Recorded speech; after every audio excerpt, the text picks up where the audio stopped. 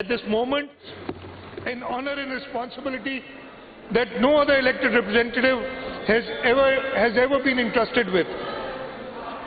At this moment, I also bow my head in gratitude to my late parents, whose values of honesty, hard work, and public service continue to guide me, and I thank my family for their unwavering support, patience, and sacrifice through this journey of service to the people of Sindh.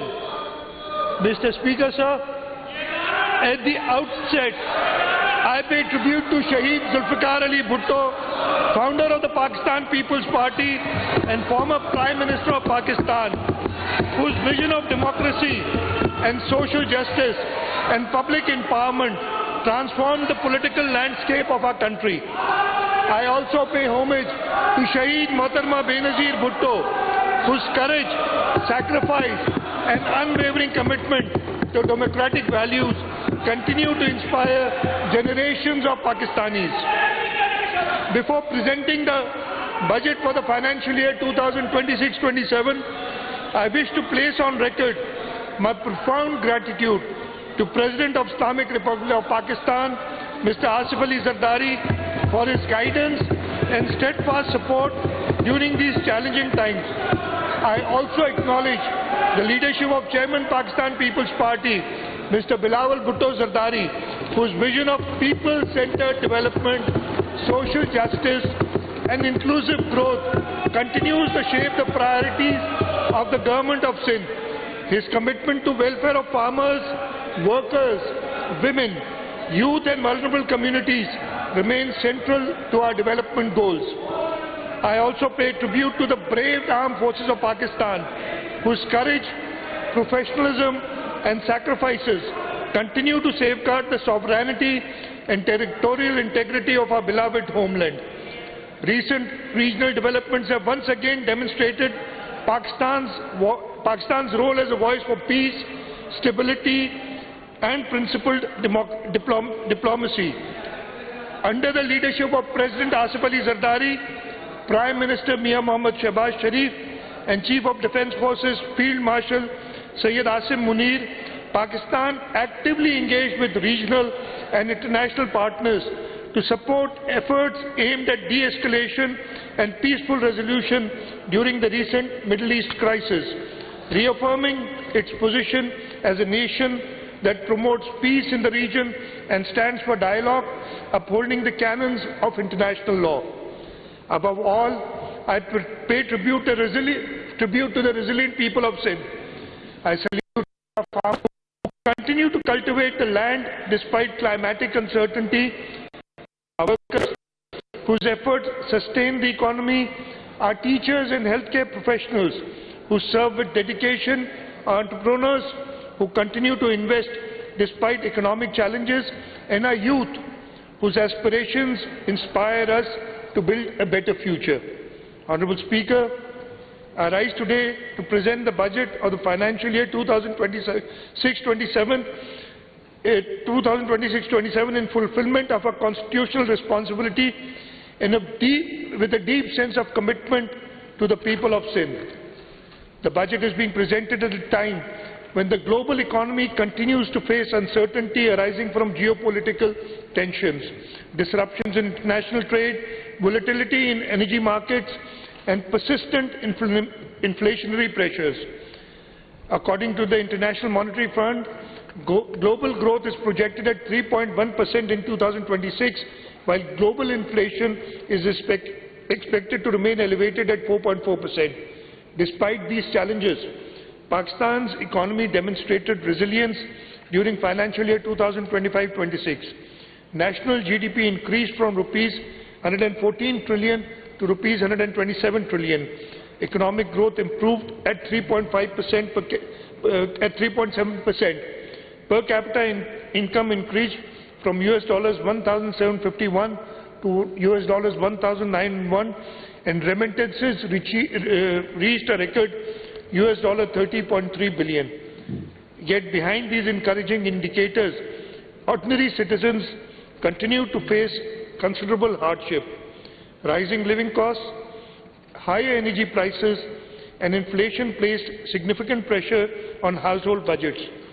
Inflation averaged at 6.69% during the year and reached 11.7% in May 2026, affecting the purchasing power of families across the country. Climate change also continues to pose a serious challenge to Sindh. The lessons of recent floods remain fresh in our memory. Recovery and reconstruction efforts continue across many districts, while increasing pressures on water resources, agriculture and urban infrastructure demand sustained attention and investment. At the same time, thousands of young men and women enter the labour market every year seeking education, skills and employment opportunities. Meeting these aspirations remains amongst our foremost responsibilities. Mr. Speaker, sir, faced with these challenges, the Government of Sindh remained guided by clear conviction. The impact of economic uncertainty should not be borne by citizens alone. Accordingly, throughout financial year 2025-26, the Government pursued a strategy of fiscal responsibility, prudent governance and sustained investment in development. We sought to protect citizens, preserve economic activity and continue investing in the sectors that matter most to people's lives. It is against this backdrop of global uncertainty, inflationary pressures, climate challenges and rising public expectations that the Government of Sindh pursued its development agenda during 2025-26. I now turn to the measures undertaken by the Government to maintain fiscal discipline, strengthen public finances and sustain development momentum during a very challenging year. Honourable Speaker, sir, throughout the year, our objective was not merely to manage public finances, but to ensure that every rupee spent delivered the maximum possible benefit to the people of Sindh. Non-essential expenditures were carefully controlled. Administrative spending was streamlined and available resources were redirected towards development priorities and essential public service. Our approach was guided by a simple principle: fiscal prudence must enable development, not constrain it. At a time when many governments responded to economic pressures by reducing development spending, delaying projects or curtailing investments in social sectors, the Government of Sindh chose a different course.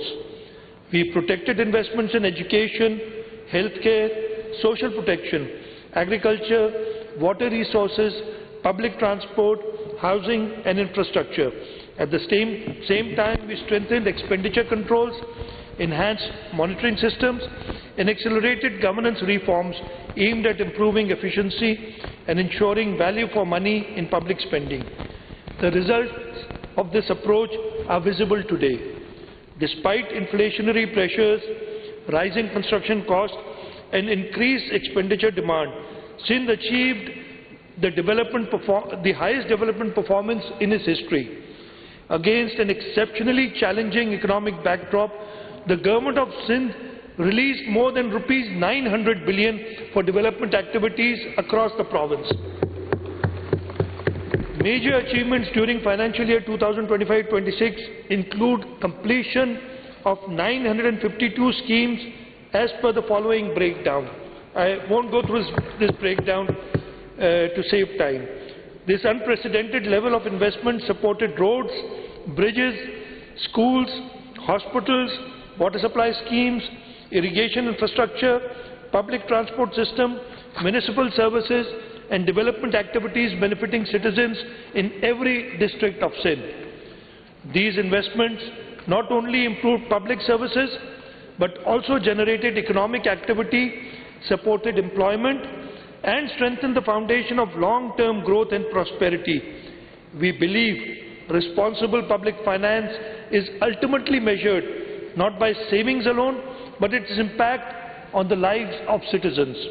Honourable Speaker, I now turn to the measures undertaken by the Government of Sindh during 2025-26 to provide relief to citizens, protect livelihood and support vulnerable segments of the society. Throughout financial year 2025-26, the Government of Sindh implemented a series of targeted interventions aimed at protecting livelihoods, reducing economic hardship, and supporting vulnerable segments of the society. These measures benefited farmers, workers, fishermen, transport users, traders, and households across the province. Honourable Speaker, one of the most tragic incidents during the year was the devastating fire at Gul Plaza, Karachi on 17th of January 2026. This claimed 72 precious lives and affected approximately 1,208 commercial units and businesses. Recognizing both the human tragedy and the economic devastation suffered by hundreds of families and traders, the government approved one of the largest relief and rehabilitation packages ever extended for a commercial disaster in Sindh. A comprehensive package of rupees 8.45 billion was announced, comprising compensation for bereaved families, direct financial assistance to affected shopkeepers, and compensation for inventory and business losses. Under this package, compensation of rupees 10 million per deceased victim was approved.